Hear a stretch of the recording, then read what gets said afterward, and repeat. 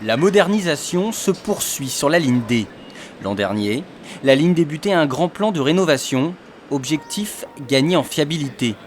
Alors que le nombre de trains à l'heure chutait depuis quelques années, la ponctualité de la ligne a enregistré en 2014 une amélioration de 3,8 points pour atteindre 86,6%.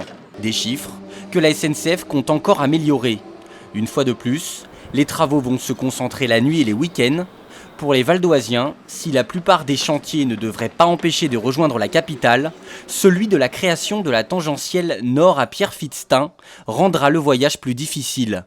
Ainsi, les week-ends d'automne, seul un train sur 4 circulera. La solution, c'est de prendre le train. Il y en aura un peu moins, c'est surtout les week-ends, mais les trains roulent et l'offre ferroviaire, elle continue. Les infrastructures du département ne seront pas oubliées par les rénovations.